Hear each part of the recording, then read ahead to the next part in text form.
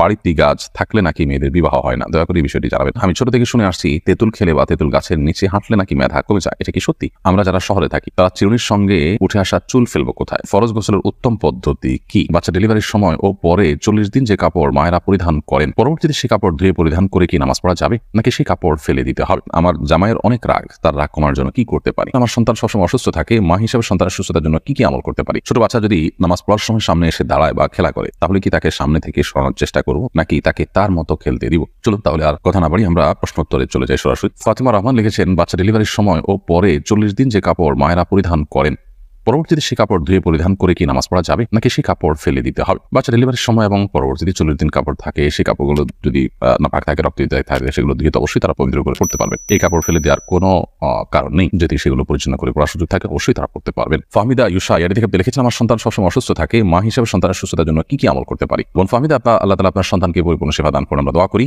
মা হিসেবে সন্তানের সুস্থতার জন্য আপনি তো সাধারণভাবে দোয়া করবেন, দোয়া করলে যে সময়গুলো আছে সেগুলোতে আলাদা করে দোয়া করবেন। মা বাবার দোয়া সন্তানের জন্য অনেক বেশি উপকারী। এর বাইরে তার রোগ নির্ণয়ের জন্য ট্রিটমেন্ট করা অথবা রুকিয়ার ব্যবস্থা করা, সেটা আপনি করবেন ইনশাআল্লাহ। পাশাপাশি জমজমের পানি পান করাতে পারেন যদি সুযোগ থাকে।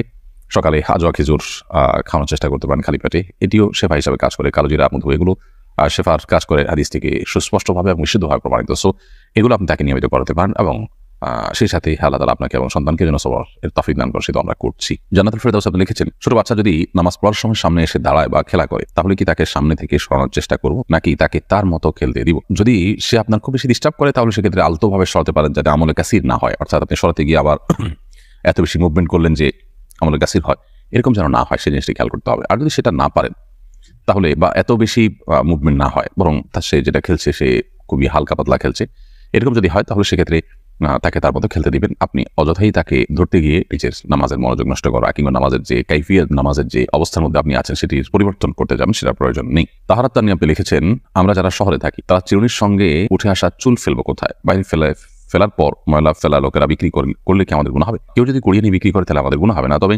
আমরা চাইলে আমাদের আশেপাশে যেখানে খুব বেশি আপনার ময়লা নয়, ড্রেন ইত্যাদি নয়, খুব নোংরা জায়গা নয়, সেরকম জায়গা আমরা ফেলে দিতে পারি এবং সেই জায়গাগুলো আমরা খুঁজে বের করতে পারি। আবার প্রতিনিয়ত তো আর খুঁজে বের করা যায় না, তাহলে সেক্ষেত্রে আমরা কোনো এক জায়গায় সঞ্চয় করে রাখতে পারি। একসাথে হলে পরে কোনো মাটির নিচে পুঁতে ফেললাম বা কোনো জায়গায় ফেলে দিলাম, সেই কাজটি আমরা করতে পারি। মানুষের শরীরের কোনো অংশ বিক্রি করা জায়েজ নয়, এটা মানবতার অপমান। যার কারণে কোনো ব্যক্তি তার শরীরের কোনো কিছু, সেটা চুল হোক, কোনো কিছু হোক, এগুলো বিক্রি করে জায়েজ নয়।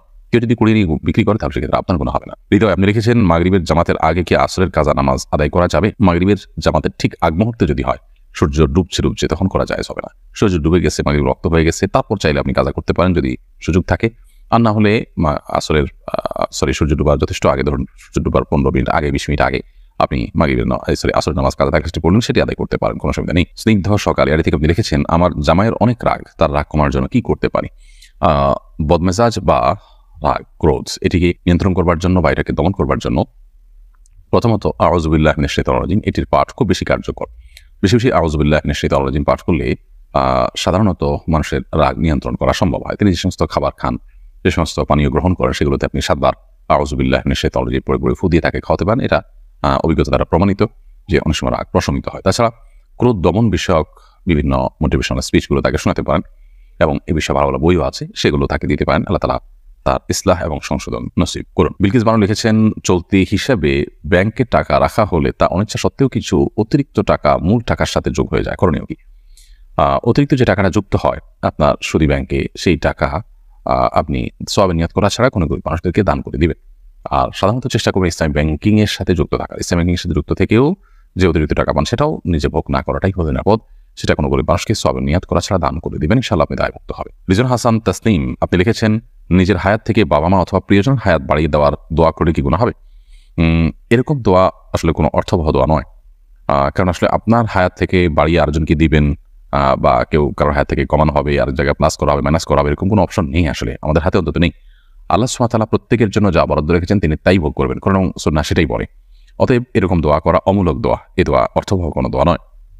আমরা যেটি করতে পারি সেটা হলো, যাদের নেক হায়াত বৃদ্ধি চাই তাদের জন্য আমরা আল্লাহর কাছে দোয়া করবো, আল্লাহ তার হায়াত বৃদ্ধি করে দেন, তাকে নেক হায়াত দেন, দীর্ঘদিন তাকে আপনি ইমানের সাথে বাঁচিয়ে রাখেন, আমার সাথে বাঁচিয়ে রাখেন, সেটাও আমরা করতে পারি। কিন্তু অমুকের হায়াত থেকে, আমার নিজের হায়াত থেকে আপনি কমায় তাকে বাড়ায় দেন, এটার কোনো প্রয়োজন নেই, কারণ আল্লাহর কাছে তো অভাব পড়ে যে আমারটা কমায় তাকে বাড়ায় দিতে হবে। শরীফুল ইসলাম শরীফ আপনি লিখেছেন, ফরজ গোসলের উত্তম পদ্ধতি কি? ফরজ গোসলের উত্তম পদ্ধতি, সুন্নাহসম্মত পদ্ধতি, সেটাই উত্তম পদ্ধতি। আর সুন্নাহসম্মত পদ্ধতি হলো যে শরীরের কোনো জায়গায় অথবা কাপড়ে নাপাক লাগলে প্রথমে সেই জায়গাটাকে আলতো করে ধুয়ে ফেলতে হবে, পরিষ্কার করে ফেলতে হবে। এরপর শরীর এবং কাপড়ের উভয় জায়গার নাপাক জায়গাটাকে ধুয়ে ফেলার পর আপনি 2 হাতের কবজি 3 বার ধুয়ে কুলি করে নাকে পানি দিয়ে মুখ ধুয়ে 3 বার ঠিক উজু করার মতো করে মুখ হাত ধুয়ে মাথা মাসে করে উজু করবেন।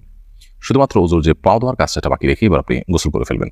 গোসল করে আপনি ওয়াশরুম থেকে বেরিয়ে আসার সময় পাও টাকনো পর্যন্ত ধুয়ে বের হয়ে যাবেন। তাহলে সেক্ষেত্রে এটি হলো সুন্নাহসম্মত গোসল, অর্থাৎ উজু এবং গোসল একসাথেই হয়ে গেল এই নিয়মে। আর এই নিয়মের ব্যত্যয় করে যদি আপনি ফরজ গোসল করেন তাহলে সেক্ষেত্রে গোসল হয়ে যাবে, কিন্তু সুন্নাহসম্মত না হওয়ার কারণে গোসলটা কারণে আপনি আলাদা সওয়াব পাবেন না, সুন্নাহ আদায় করার সওয়াব পাবেন না। আর ফরজ গোসলের ক্ষেত্রে মনে রাখতে হবে যে 3 বার কুলি করা এবং গড়গড়া করে কুলি করা যদি রোজাদার না হন। রোজাদার হলে সেক্ষেত্রে গড়গড়া করবেন না, রোজাদার না হলে গড়গড়া করে কুলি করবেন এবং নাকে পানি দিবেন, যতটুকু সম্ভব নাকে পানি দিয়ে নাক ঝাড়বেন। তো এই কাজগুলো করে আপনি গোসল সম্পন্ন করবেন। তানজিম যারা লিখেছেন, আমি ছোট থেকে শুনে আসছি তেঁতুল খেলে বা তেঁতুল গাছের নিচে হাঁটলে নাকি মেধা কমে যায়, এটা কি সত্যি? এটার কোনো বৈজ্ঞানিক ভিত্তি তো নেই এবং কোরআন হাদিসের আলোকেও এটি প্রমাণিত নয়। এটির কোনো অভিজ্ঞতা দ্বারা প্রমাণিত আছে কিনা আমি জানি না, তবে কোরআন হাদিস দৃষ্টিকোণ থেকে এরকম কোনো কথা তো নেই, বরং বৈজ্ঞানিকভাবেও তেঁতুল খেলে ব্রেইন কমে যায়, মেধা কমে যায়, এরকম কথা আছে বলে আমি জানি না। বিষয়টি আমি মানে কিছুটা কাটার চেষ্টা করেছি, তবে এরকম কোনো বিষয় আমার চোখে পড়েনি। বিষয়টিকে আপাতদৃষ্টিতে কুসংস্কারই মনে হয়। তবে যদি অভিজ্ঞতা দ্বারা এটি প্রমাণিত হয়, গবেষণা দ্বারা প্রমাণিত হয়, তাহলে ভিন্ন কথা, কিন্তু সেরকম কিছুও কিন্তু কোথাও আছে বলে আমার জানা এবং আমি অন্তত এই পর্যন্ত দেখিনি। তো একজন মুসলিম সাধারণত ধারণা প্রসূত অথবা আপনার কুসংস্কার নির্ভর কোনো কথা বা কোনো বিশ্বাসের উপর তিনি কখনো ভর করতে যাবেন না। সময় এর দিকে আপনি লিখেছেন, বাড়িতে মেহেদি গাছ থাকলে নাকি মেয়েদের বিবাহ হয় না, দয়া করে এই বিষয়টি জানাবেন। এই ধরনের হাস্যকর এবং কুসংস্কারের জন্য কথাও আমাদের সমাজে আছে, আমার তো ভাবতে অবাক লাগে। মেহেদি গাছ নেই এরকম বাড়ি তো গ্রামে গঞ্জে খুব কমই আছে, তাহলে সেখানকার মেয়েরা কি সবাই তো আছে?